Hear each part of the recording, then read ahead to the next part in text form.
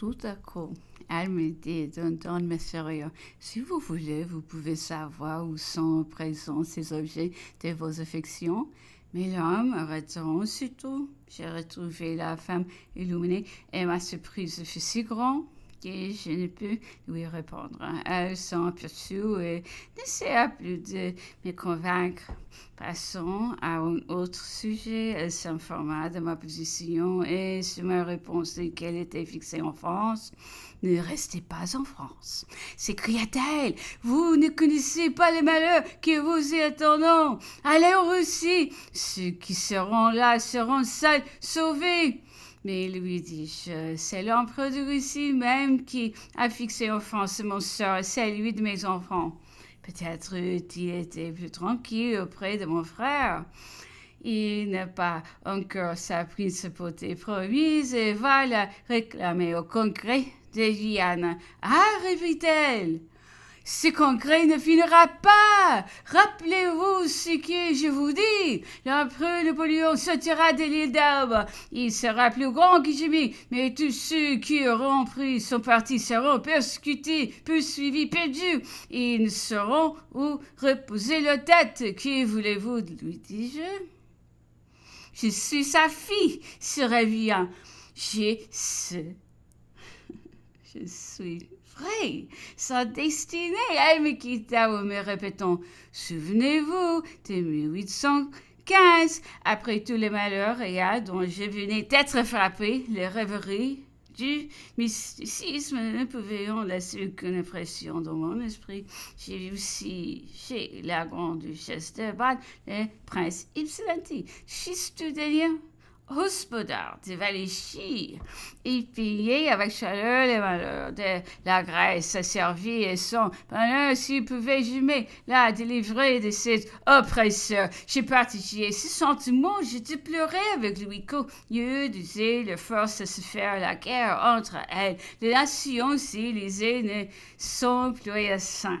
Pas à délivrer un peuple si malheureux, la générosité de ses sentiments nous plaisait, et selon ma coutume de distribuer des talismans avant d'entrer en campagne. Je lui ai donné un cachet pour le protéger contre les dangers dans lesquels il paraissait vouloir se jeter. J'étais loin d'imaginer que ce jeu d'imagination du sens si tout s'accomplir et que le sort lui réserva une mort si funeste dans les cachots de mon carac. J'ai parti à la fin d'août pour retourner à Saint-Lieu. Je me séparai encore une fois de mon frère qui allait à Vienne réclamer une position garantie par les traités. Et moi, au lieu d'écouter enfin la tranquillité que j'ambitionnais, j'allais me retrouver au milieu des intrigues, des haines et des dangers de toute espèce. J'ai voyagé jour et nuit. À 6 heures du soir, au moment où j'ai changé de chevaux Saverne, j'ai vu 4 officiers français arrêtés à la poste dans une petite voiture. Ils diront tout haut, c'est la Renault 11. Ce ne sont pas des officiers français qui me connaîtront. La Renault 11, j'ai m'enfoncé dans ma voiture, car j'avais aussi redouté le témoignage d'une bienveillance trop marquée et j'ai donné l'ordre de partir sur le champ. La soirée était si belle que j'ai s'arrêté ma voiture au bas de la montagne pour aller à pied. À mon grand étonnement, j'ai vu arriver ces jeunes gens qui me salueront par mon nom, mais manifesteront leur joie de revoir un instant la fille de leur empereur. Ils me proposeront de me faire escorter jusqu'en haut de la montagne, ce que j'acceptais, ne pouvant me dérober à leur politesse. Ils m'exprimer son désespoir sur l'état humiliant de la France, l'autre milieu aimé reprendre les fers qui avaient longtemps porté en Angleterre, qui dévoile le baissement de notre armée. Ils parleront de l'abdication forcée de l'empereur, de sa fête qui venions de célébrer en dépit des défenses et jureront de ne jamais s'attacher à une dynastie amenée par l'étranger. J'ai cherché à les calmer, à leur présenter le bonheur de la paix, la nécessité de se résigner aux circonstances et de se reposer après tant d'exploits. Non, s'écriant-ils tout, nous ne pouvons vivre et être humiliés. Souvenez-vous de nous. Si jamais vous en avez besoin, nous vous sommes tout dévoués. Un mot de vous suffirait pour nous faire tout entreprendre.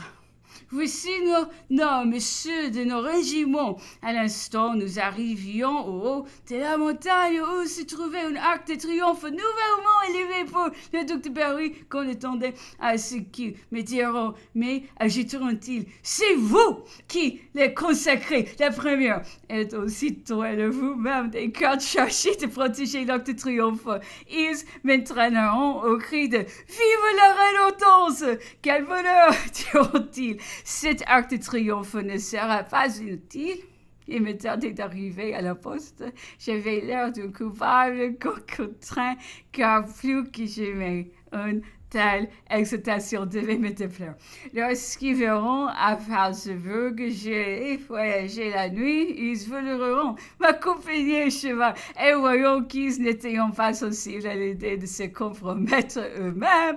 J'ai toute la peine du monde à leur persuader que ce dévouement dont j'étais touchée pouvait me nuire beaucoup. Ils m'écouteront. Enfin, je respirais. Je ne les ai jamais revus et je n'ai jamais entendu parler de lui, mais on comprendra.